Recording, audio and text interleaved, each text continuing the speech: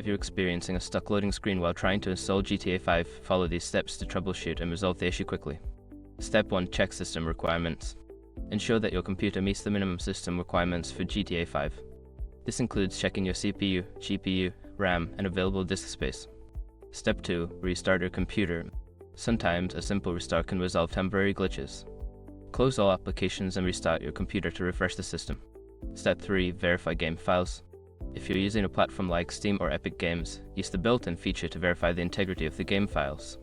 This will check for any corrupted or missing files and replace them. Step 4. Update graphics drivers.